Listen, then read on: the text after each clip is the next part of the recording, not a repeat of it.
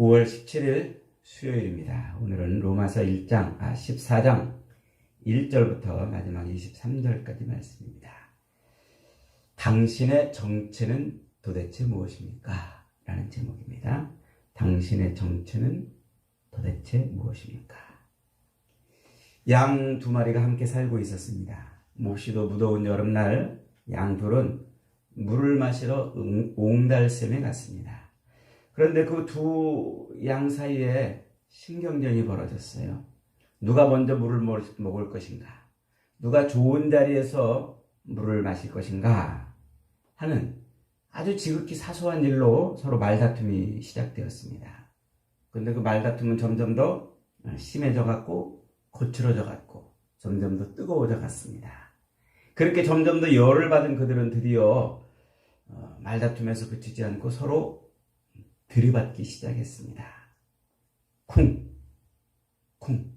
그렇게 서로를 들이받다가 코피가 터지고 또 눈두덩이 터지고 귀가 찢어지고 그들의 하얀 털은 금방 붉은 피로 더러워졌습니다. 한참을 서로 이렇게 치고받고 그러다가 그 둘은 지쳐서 눈썹 하나 까딱할 힘도 없이 그냥 쓰러져 버렸습니다. 그렇게 두 마리 양이 벌러덩 누워서 거품을 흘리며 씩씩거리고 있을 때 늑대가 나타났습니다. 하지만 너무 지친 양들은 아무 반항할 수도 없었습니다. 결국 늑대는 그 양들을 이빨로 찢어 그렇게 먹었다는 얘기입니다.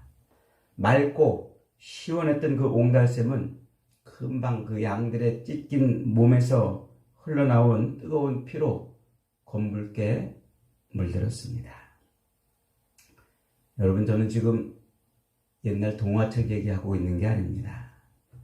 오늘날 적지 않은 우리 교회의 형편을 말하고 있는 겁니다.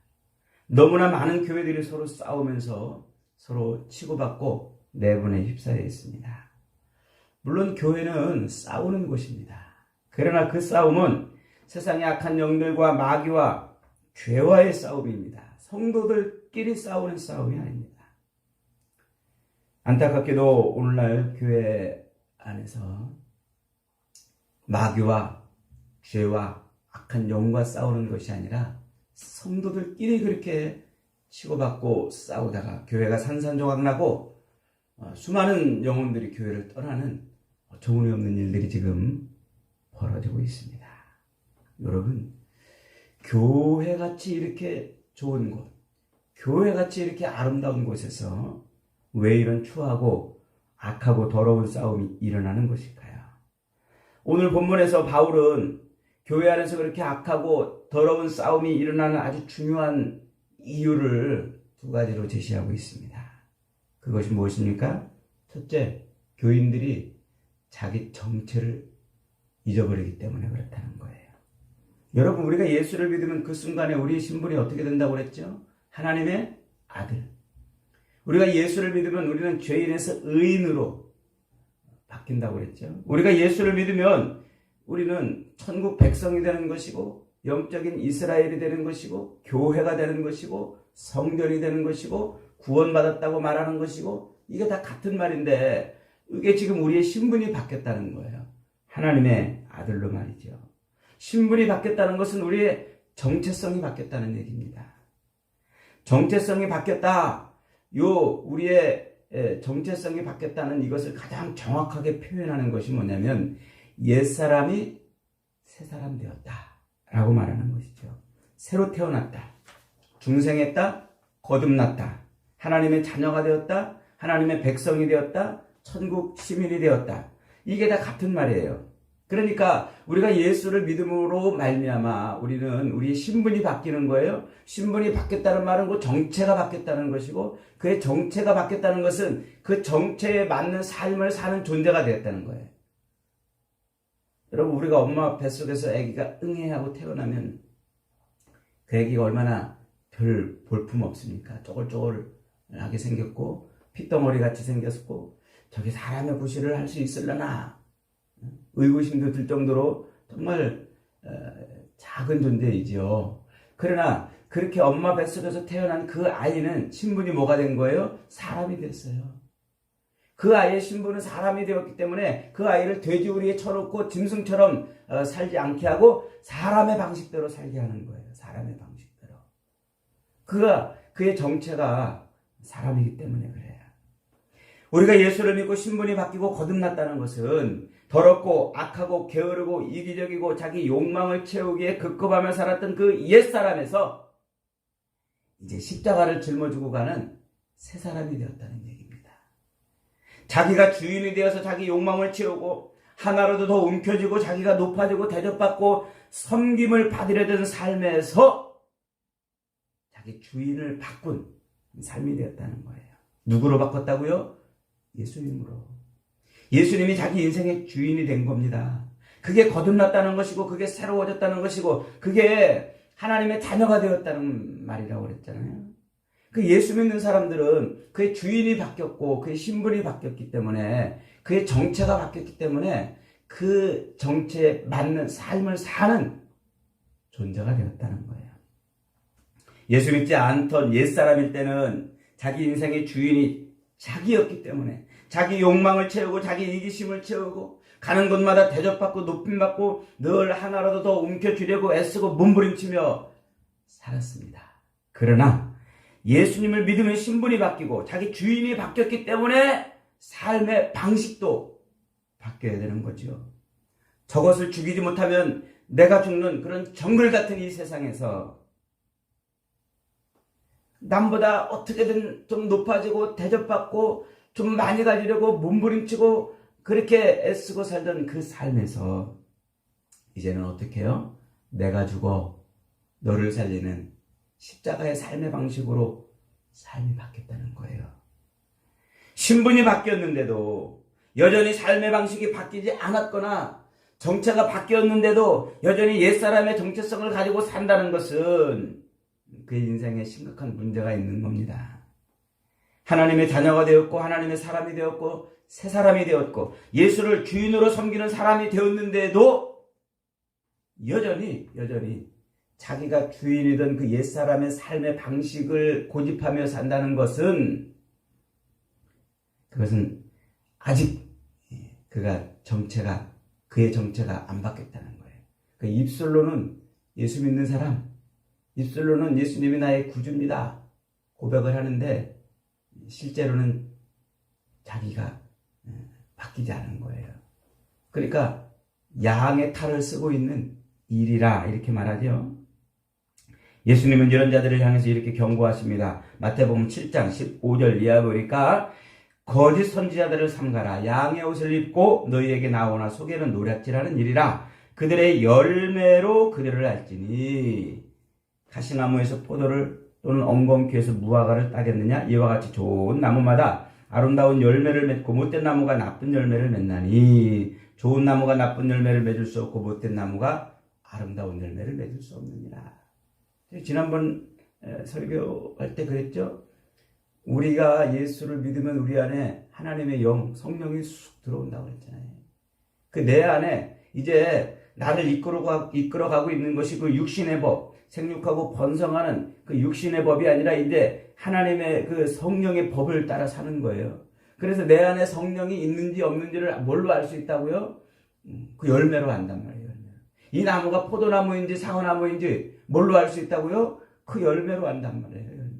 내 안에 성령이 있는지 없는지 그 내 삶의 열매, 그 열매로 우리가 아는 겁니다. 교회로 모여서 예수를 믿는다고 하면서 서로 용납하지 못하고 서로 이야기를 듣지 못하고 저 사람보다 더 높임받으려고 하고 저보다 더 대접받으려고 하는, 그래서 알량한 권력이라도 휘두르면서 남에게 대접받으려고 애쓰고 몸부림치는 그런 사람은 입술로는 예수를 믿는다고 하지만 속에는 뭐라고요?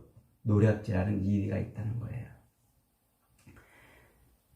진실로 만왕의 왕 되시고 만주의 주가 되시고 인생의 통치자가 되시는 예수님이 그의 마음속에 들어가 있다면 그분의 통치를 받게 되어 있죠. 그분이 주인입니다. 그분 주인의 말대로, 주인의 방식대로 삶을 살아야 되는 거예요.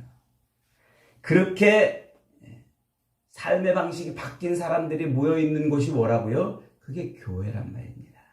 교회.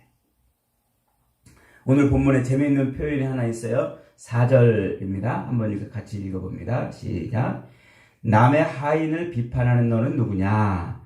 그가 서 있는 것이나 넘어지는 것이 자기 주인에게 있음에 그가 세움을 받으리니 이는 그를 세우시는 권능이 주께 있으니라. 남의 하인이라는 말에서 그 남은 누굴까요? 예수님이죠. 저 사람이 예수님의 하인이라는 말이에요. 예수님의 종.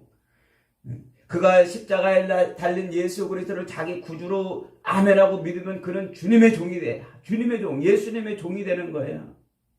그 예수님의 종인데 내가 가가지고 그 사람한테서 그 사람의 주인인 것처럼 이렇게 저렇게 하라 하지 말라 하면 안 된다는 거예요. 그의 주인이 따로 있는데 내가 가가지고 그 사람 주인인 양 이래라 저래라 하면 안 되는 거예요. 그렇게 저의 주인이 따로 있는데 내가 가가지고 내가 저 사람 주인인 양 이래라 저래라 하는 것을 뭐라고 그런다고요? 그걸 갑질한다고 그런다고요. 갑질한다고. 완장차고 나를 대접해달라는 것이지요. 나를 자기 주인처럼 대접해달라는 것이지요. 여러분, 우리 교회는 성도들의 주인이 다 따로 있습니다. 그리스도가 주인입니다. 예수님이 주인입니다. 내가 그 사람의 주인이 아닙니다. 내가 저 성도의 주인이 아닙니다. 내가 그의 주인도 아닌데 왜 내가 가서 뭐라고 그에게 이래라 저래라 갑질을 할 수 있겠냐 하는 말이죠. 그가 서든지 그가 넘어지든지 그가 눕든지 그것은 그의 주인이 시켜서 하는 일이라는 거예요. 주인이. 사도 바울은 오늘 본문에서 분명히 선포하고 있습니다. 교회는 이 원리를 잊어버리면 안 돼요. 자기 정체가 뭐라고요? 주님을 주인으로 섬기는 주님의 종일 뿐이라는 거예요.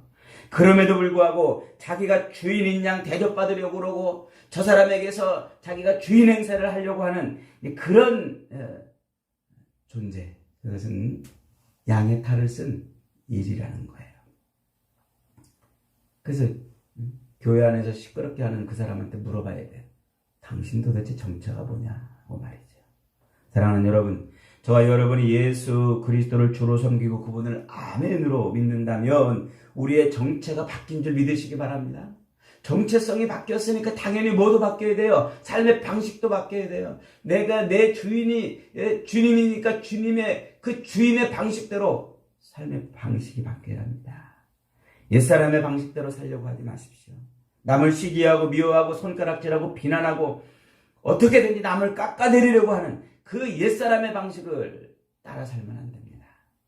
교회 와서 여전히 남을 흉보고 남을 비판하고 남을 손가락질하고 교회 와서 여전히 대접받으려고 한다면 그것은 뭐 하는 거라고요? 주인 행세하는 거라고요. 자기가 갑질하는 주인 행세. 여러분, 저와 여러분들은 예수를 믿음으로 말미암아 신분이 바뀌고 우리 예수님을 주인으로 둔 정체가 바뀐 사람들인 줄 잊어버리지 마시기를 주님의 이름으로 축복합니다. 두 번째로 신분이 바뀌었어도 수준은 아직 형편없다는 것을 알아야 한다는 거예요. 그리스도를 믿음으로 우리의 신분이 순식간에 하나님의 아들로 예수님을 주인으로 섬기는 종으로 순식간에 정체가 바뀌었어도 아직 그 수준은 뭐라는 거예요? 아직 어린애라는 거예요. 아직 어린애. 우리가 그렇잖아요. 아기를 탁 낳으면은요, 그 아기가 엄마 뱃속에서 쑥 하고 나오자마자 갑자기 툴툴 토고 일어나가지고 어머니 저를 낳으시느라고 고생하셨습니다. 잠시만 기다리십시오. 제가 금방 효도해드리겠습니다. 이렇게 하는 아기 보셨어요? 오히려 그 반대죠. 그 자리에서 누워가지고 그냥 오줌 싸고 똥 싸고 배고프다고 징징거리고 자기 안 돌봐준다고 찡얼거리고 상전도 그런 상전이 없어요. 그냥. 그래도 어머니는 내 자식이니까 저놈이 사람이고 내 자식이니까 수준은 형편없어도 강아지만도 못한 수준이라도 어떻게 하는 거예요? 달래고 어르고 챙겨주고 보살펴주고 그렇게 해주는 거예요. 여러분, 우리가 예수를 믿어도 금방 성령의 능력이 나에게 덧입혀가지고 내가 금방 빛나는 인생을 사는 존재가 되는 것이 아닌 줄 잊어버리지 마십시오. 신분은 바뀌었지만 아직 수준은 옛사람입니다. 예수를 믿는데도 아직 땅의 것만 보이고 예수를 믿는데도 아직 예수가 내 삶에서 어떻게 역사하는지를 아직 모르기 때문에 만왕의 왕이신 예수를 믿음에도 불구하고 여전히 세상 사람들이 자기 신 앞에 나가서 비나이다 비나이다 하면서 사는 것이 그것이 신앙생활인 줄 알고 그렇게 살고 있다는 거예요. 갓난아기가 수준에 있는 삶을 살려면 엄마 젖을 먹고 가족들의 사랑을 먹고 인간의 도리를 배워야 하는 것처럼 그리스도인들도 수준 있는 삶을 살려면 하나님의 말씀을 먹고 성도들의 돌봄을 받고 그리스도인의 도리를 부지런히 배우고 훈련해야 합니다. 그걸 하는 곳이 어디예요? 거기가 교회예요. 거기가. 그 장소가 바로 교회란 말이에요. 그래서 교회로 모인 이곳에서 하나님의 말씀으로 자꾸 양식을 삼고 성도들끼리 서로 사랑으로 격려하고 위로해주고 조금 부족한 것을 기도로 이겨내게 하고 서로 기도로 힘을 북돋아주고 주의 도우심을 입고 그렇게 그런 훈련을 하는 곳이 어디라고요? 거기가 교회라고요. 그런데 거기 와가지고 서로를 향해서 비난하고 손가락질하고 너는 왜 못하느냐고 너는 왜 그거밖에 안 되느냐고 그러면 되겠냐 하는 거죠. 지금 사도 바울이 로마서 앞장에서부터 계속해서 반복하고 있는 게 바로 그 말이에요. 옛날에는 율법을 이루려고 하던 삶에서 이제는 예수를 의지하는 삶으로 그 율법 대신 예수가 대신 들어온 게 아니라는 거예요. 정체가 완전히 바뀌었고 삶의 기준이 완전히 바뀌었다는 거예요. 그러니까 예수를 믿으면서 우리가 빠지는 함정이 그거라고 그랬잖아요. 예수를 믿으니까 이제 착하게 살아야 돼. 예수를 믿으니까 윤리 도덕적으로 이제 이 정도 기준은 돼야 돼. 이렇게 빠지는 함정. 거기에 빠지면요. 바른 신앙생활이 안 돼요. 그 기준을 설정해놓고 너는 왜 여기 못 올라와? 너는 왜 이걸 못 지켜? 너는 왜 이게 안 돼? 이런다는 거예요. 이런다는 거. 여러분 예수를 믿으면 어떻게 하는 거라고요? 삶의 방식이 바뀌는 거라고요. 내가 주인이던 삶에서 예수님이 주인인 삶으로 내가 내 인생의 주인의 삶에서 예수님의 종의 방식으로 삶의 방식이 바뀌는 거란 말이에요. 그렇게 바뀌었으면 그러면 나머지는 뭐가 되는 거예요? 나머지는 다 아디아포라. 중요한 본질적인 게 아니라 비본질적인 게 된단 말이에요. 그래서 사도 바울이 제시하는 교회 안에서의 문제를 해결하는 방안이 무엇입니까? 첫째로 비본질적인 것, 아디아포라를 서로 인정해 주라는 거예요. 그걸 가지고 서로 비난하고 그걸 가지고 욕하고 그걸 가지고 넌 왜 그거밖에 안 되느냐고 그렇게 싸울 게 아니라는 거예요. 여러분 믿음 생활은요 본질을 찾는 것 아닙니까? 우리의 인생의 본질이 예수님이잖아요. 그걸 우리가 찾았으면 나머지는 다 비본질적인 게 되는 거예요. 당시 로마 초대교회 안에 있었던 다툼도 바로 그런 비본질적인 것 때문에 그런 겁니다. 그들이 신앙 고백 가지고 다투었습니까? 예수가 하나님이시냐 아니냐로 다투었다고 말하고 있지 않습니다. 저들이 서로 비판하고 싸우게 된 것은 주로 뭐에 관련된 거예요? 주로 먹는 것에 관련된 거. 먹고 마시고 특별한 절기를 지켜야 되느냐 말아야 되느냐 그런 것들이었죠. 하나님이 바울을 통해서 주시는 해답은 그렇습니다. 이 비본질적인 것은 개인의 수준이 다르니까 다 용납하라는 거예요. 용납하라. 서로 잘났느니 못났느니 비판하지 말고 서로 용납하라. 서로 받아주고 그보다 훨씬 더 중요한 일에 집중하라 하는 거죠. 그래야만 하는 이유를 다음 6가지로 제시하고 있어요. 첫째로는 3절이죠. 수준이 있는 자나 수준이 없는 자나 다 하나님이 받아주셨기 때문에 용납해 주셨기 때문에 그렇다. 하나님이 우리를 용납해 주셔서 우리가 수준이 있는 자나 없는 자나 다 이렇게 교회를 이루고 있는데 여기 와가지고 너는 어떻고 나는 어떻고 이럴 수 없다는 거예요. 두 번째로 7절입니다. 수준이 있는 자나 수준이 없는 자나 다 누구 거라는 거예요? 다 주님 거라는 거예요. 주님 거. 주님의 소유란 말이에요. 주님의 소유. 주님의 소유인데 주님의 것인데 우리가 가가지고 이래라 저래라 하지 말라는 거예요. 여러분 우리 길 가는 청소년들한테 내 자식이 아닌데 가가지고 이래라 저래라 해보세요. 안 통해요. 안 통해. 세 번째로 9절과 15절입니다. 주께서 죽으신 보배로운 자들, 수준이 있는 자나 수준이 없는 자나 다 그를 위해서 주님이 죽으셨기 때문에 그 보배로운 영혼들이기 때문에 우리가 함부로 판단할 수 없는 거라는 거죠. 네 번째로 10절입니다. 우리는 다 뭐라는 거예요? 한 형제. 더 말하지 않아도 다 이해할 수 있는 말 아닙니까? 다섯 번째로 11절입니다. 우리는 다 하나님 앞에 하나님의 심판대 앞에서 서서 자기 허물을 자기 입술로 다 짓고 할 자들이기 때문에 그렇다는 거예요. 결국 우리가 남을 비난하고 비판하는 그 모든 일들을 다 어떻게 한다는 거예요? 우리가 다 하나님의 심판대 앞에 가면 그거 다 쏟아놔야 돼요. 그거 가지고 우리가 심판받아요. 여섯 번째로 17절입니다. 하나님의 나라는 뭐라는 거예요? 먹고 마시는 것이 아니라 성령 안에서 의와 평강과 희락이기 때문에 그렇습니다. 그러니까 본질, 하나님의 나라에 들어가는 그 본질을 우리가 얻었다면 나머지는 비본질적인 걸 가지고 서로 다투고 싸우고 할 필요가 없다는 거지요. 그 다음에 둘째로는 수준이 있는 자나 수준이 좀 낮은 자나 다 삶의 방식이 뭐라는 거예요? 사랑이라는 거예요. 사랑. 본문에서는 형제라는 말이 6번이나 나옵니다. 수준이 있는 자나 없는 자나 서로 형제처럼 여기라는 것이죠. 한 피를 나눈 형제처럼 서로 사랑하라는 거예요.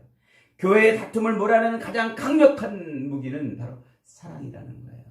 그게 거듭난 사람, 성령에 이끌려가는 사람의 삶의 방식이잖아요.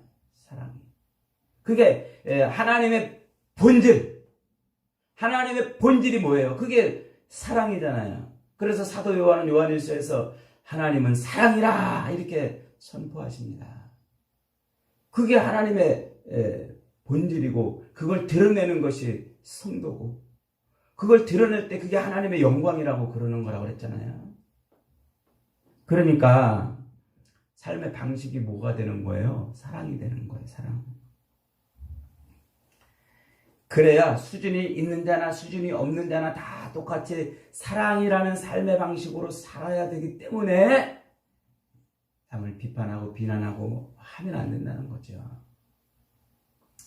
요즘에 교인들 중에 애완견을 키우는 사람들이 많아졌습니다.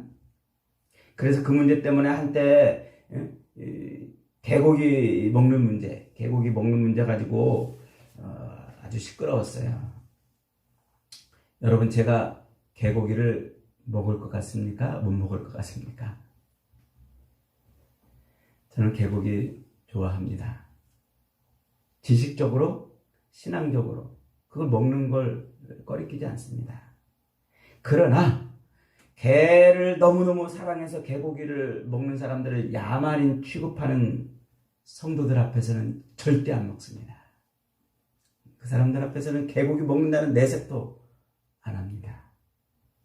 제가 누리는 자유, 제가 진리 안에서 누리는 자유는 내 맘대로 개고기를 먹는 자유가 아니라 그 형제를 위해서 내 마음대로 할 수 있는 자유를 제한하는 자유.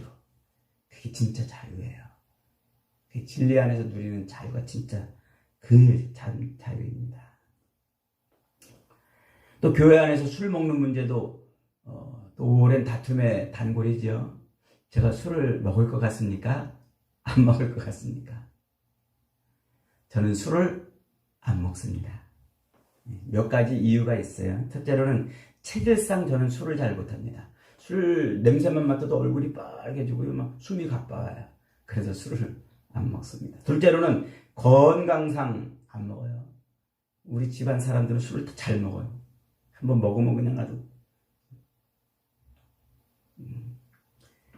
술을 버틸 장사가 없어요. 술이 사람을 결국 먹잖아요.